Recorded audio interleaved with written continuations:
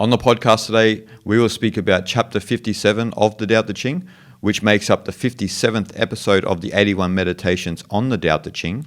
And as usual, Guyang will read Jia Fu Feng and Jane English's translation, and I will read Derek Lin's translation. Rule a nation with justice. Wage war with surprise tactics. Become the master of the universe without striving. How do I know that this is so? Because of this. The more laws and restrictions there are, the poorer people become. The sharper men's weapons, the more trouble in the land. The more ingenious and clever people are, the more strange things happen. The more rules and regulations, the more thieves and robbers. Therefore the wise one says, I take no action and people behave themselves. I enjoy peace and people become honest. I do nothing and people become rich. I have no desires and people return to the good and simple life. Govern a country with upright integrity. Deploy the military with surprise tactics. Take the world with non-interference. How do I know this is so? With the following. When there are many restrictions in the world, the people become more impoverished. When people have many sharp weapons, the country becomes more chaotic. When people have many clever tricks, more strange things occur. The more laws are posted, the more robbers and thieves there are. Therefore the sage says, I take unattached action and the people transform themselves. I prefer quiet and the people right themselves. I do not interfere and the people enrich themselves. I have no desires and the people simplify themselves. So in chapter 57 we are reverting back to Wu Wei, as the Tao Te Ching usually does because it's the essential teaching in Taoism. And Lao Tzu is speaking about here Wu Wei on the personal and also the collective level, particularly in how someone should govern a society or the world in general. Yes, again, this chapter is going back to that importance of Wu Wei, the non-interference, right? Yeah, so as you said, this chapter is talking about the practicing of Wu Wei in an individual level and larger scale, obviously. So having no laws and having no restrictions and regulations, how it actually helps the people's life, because the rulers don't interfere with the society, so that let things to be as they are. And that helps actually the people's behavior in some sense, that they behave themselves without any restrictions, because we naturally know what is right thing to do and what is not right thing to do. Yeah. So when we speak about Wu Wei here in this chapter, we're speaking about from the non-interference perspective. And that's probably one of the more important aspects of Wu Wei that a lot of people need to think about, particularly in the Tao Te Ching, because it resolves many problems we have in the world, where a lot of people think that we can resolve a situation with more rules, with more regulations. And all you have in the world then is you have a rule for another rule for another rule, and then you have all these rules and regulations pile up on each other. And then you live in this complex society that we live in. And so Lao Tzu is suggesting that we refrain from making more rules, even for ourselves. Like, don't have so many restrictions for your own personal self, because it limits you from being everything that you can be. But people often find themselves, they are bound by social rules and regulations, and then they have their own personal agenda against themselves, which restricts them from being completely liberated. Yeah, having too many rules in individual level or larger scale only piles up more problem. And the rules between the rules, they kind of causing the conflict to each other, so that we bring more rules to prevent troubles, right? But again, that's only causing more chaos, and we end up not understanding each other where everyone is at sometimes. Like people are in different page because they support the different rules and regulations, and only becomes more chaotic. Yeah, it can be a top-down problem too, right? Like, because in this chapter he's suggesting that like a wise ruler would rule from behind, or wouldn't have that many rules and regulations, and would allow people to revert back to their own natures, right? Revert back to the uncarved block instead of the carving and polishing philosophy of Confucius, where most societies are invested in a carving and polishing perspective because of the illusion that we are all beasts from birth. So we need to be cultured, we need to be told how to think and how to be. And so what happens is, when you don't have a ruler who comes from Lao Tzu's perspective, then you have a top-down problem where you have someone who comes from the Confucian perspective of carving and polishing and then thinks that they need to train the masses in their own image, right? Or however they think that they should be, usually in their own image, right? And so then you have all of these rules and regulations that are accepted by the masses and of all different cultures around the world. And then people then play within those rules and regulations and then invest in the system. And that's what restricts them from being everything that they could be. I mean, particularly in this day and age, right? There might be a lot of financial problems and this and that. And a lot of people encounter those problems because they invested too much in a system that was not built to last and doesn't actually work for you. It works for itself. Obviously, some people can manipulate the system and this and that, but not many people are that skilled at that, right? And so people invest too much in the system and then they are not free. And so maybe people need to consider things like, well, do I need this house? Do I need this mortgage? How does this benefit my life? Like, I'm following what I'm told is the right path to move in life. But often what you're told is the poison. Yes. And that's keeping you restricted and not free. Maybe you need to release from that and allow yourself to revert back to your nature, which has got nothing to do with rules and regulations and if you have a house or if you don't have a house, if you have a car, if you don't have a car. You just revert back to your own nature and then you follow your life in accordance with however the Tao is moving you. Yeah, I think that can also be translated into like a conditioning and indoctrination when someone is growing up, I think. Again, I was raised in South Korea and born in South Korea. So it's funny thing is that we do study and try to follow tradition of Taoism and Confucianism, but obviously much more of a Confucianism. And the society itself, as you mentioned, with the rules and regulations, the society itself is so much strongly stand on rules and regulations, the way they educate young children, and just the way the society is in general, so that shapes individuals in a very unnatural way, so that when people grow up, they become adults, so that when they can actually choose what to do in their lives for themselves. Let's say, okay, this person wants to go on a traveling for a long period of time, but because they've actually never been given that sort of autonomy, so they actually don't know what to do.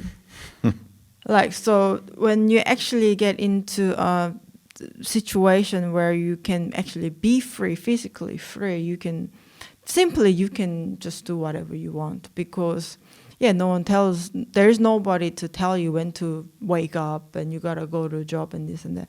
So without that sort of restrictions, they kind of get lost.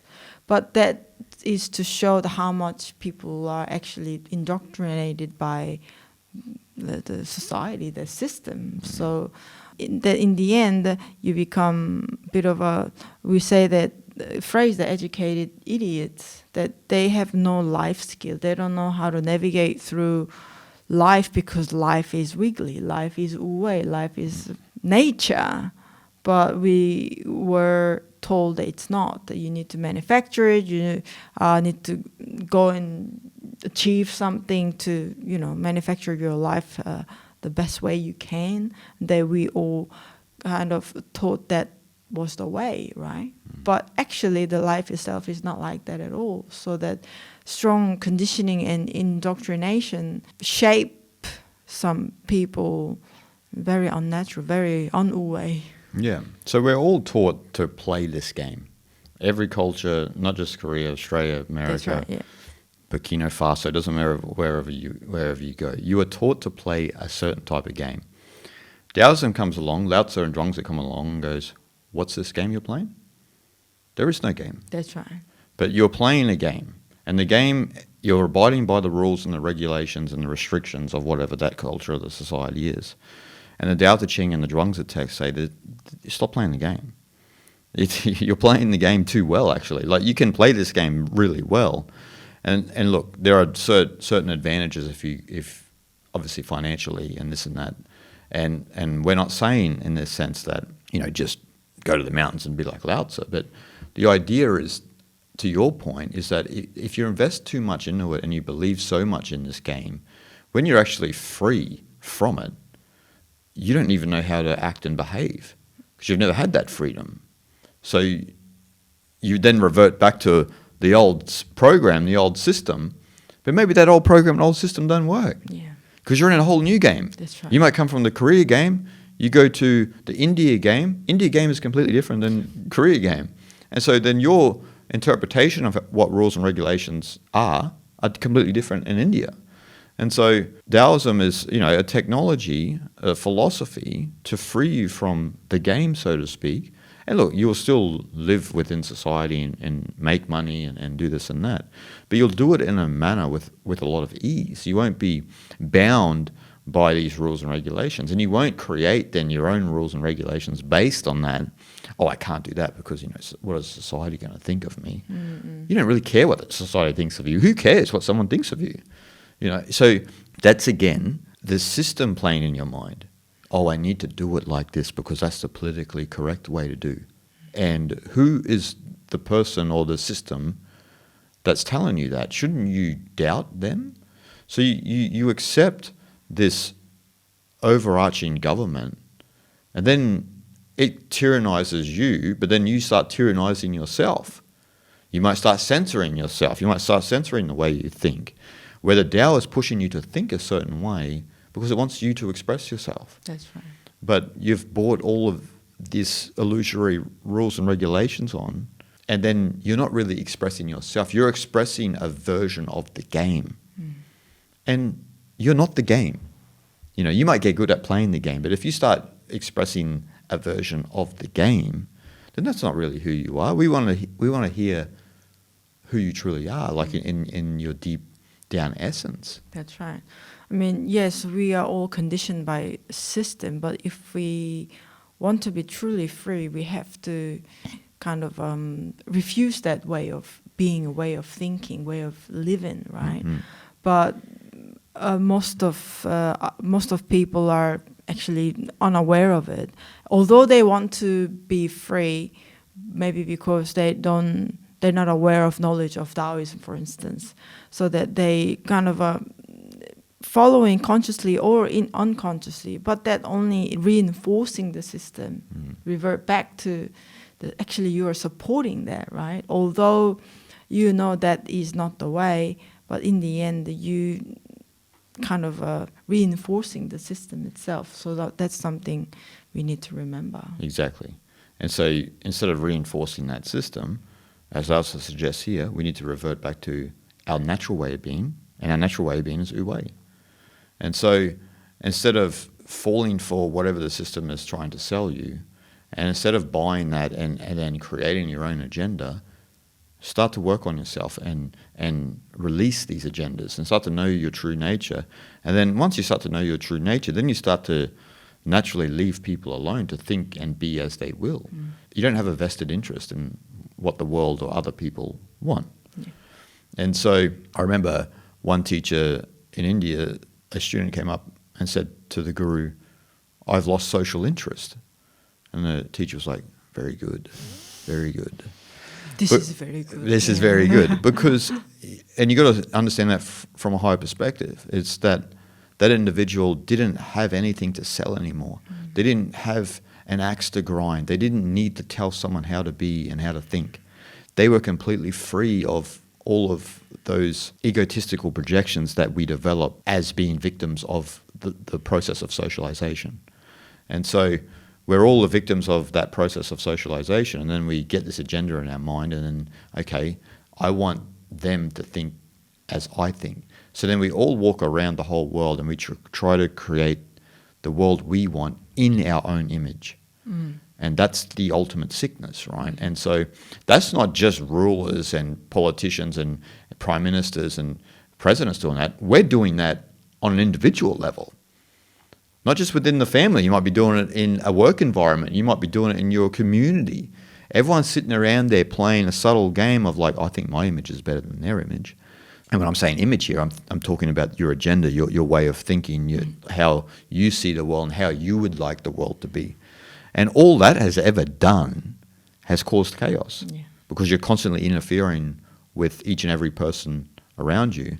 And you need to return the gaze back within yourself and saying, wait up, who is the one that wants to tell someone what to do?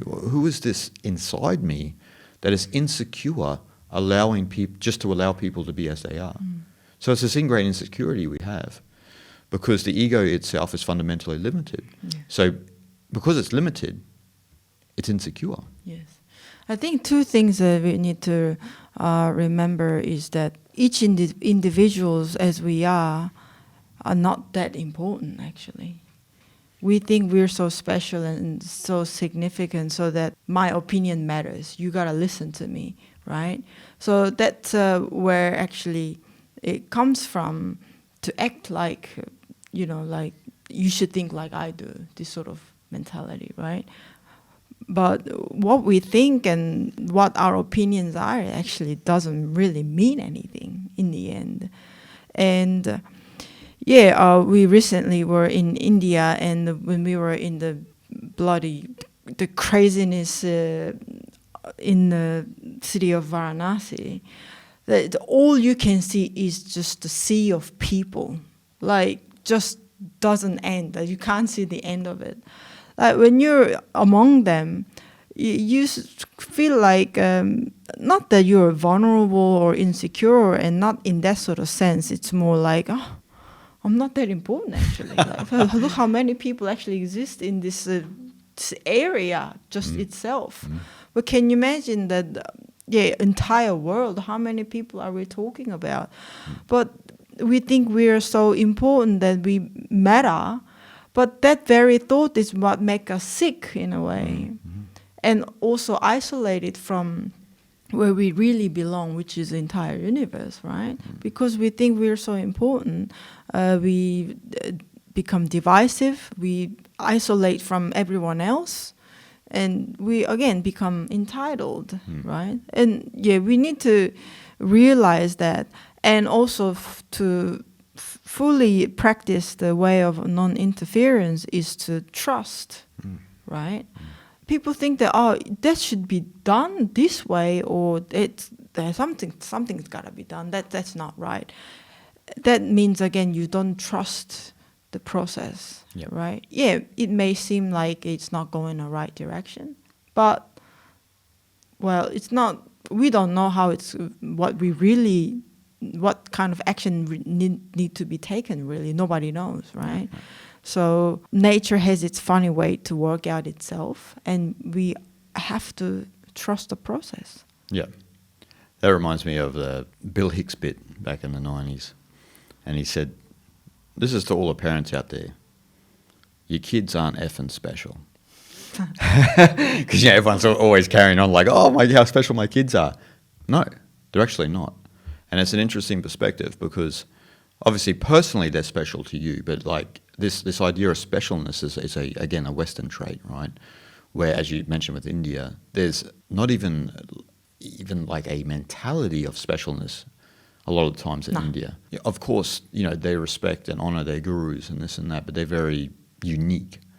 But the average person is just getting along, living their life in a very happy manner. And it's so liberating, actually, not to have this sense of specialness. And so the American dream and every other Western society that took on that idea is under this illusion of specialness. And this is what fuels the whole self-help industry. It fuels everything. That you can do it, and it's like, no, not everyone can do it. And you need to accept that fact that you're not going to be as rich as Elon Musk. You're not going to be as famous as The Rock. You need to accept that. And it's not a bad thing. How good would you want all those problems? Would you want to work as much as Elon Musk? No. Yes. So follow your innate nature and see where it takes you. You know, if you become Elon Musk, then that's all well and good. And if you don't, it's all well and good. And so we create this illusory society where we ought to be special, and you're not special. And so you're special in a different way, where you're connected to the all, and those people around you in your immediate life love and appreciate you. But you don't want to exaggerate that. And like there's a special type of like Taoist meditation where you take the specialness off yourself. So you contemplate about yourself, right? And this is for each and every one who are listening and watching, is that a lot of us, say, for example, on a personal level, may have had traumas, or we may have had disagreements and maybe a poor upbringing, or, you know, we may feel like we're lesser than someone or this and that.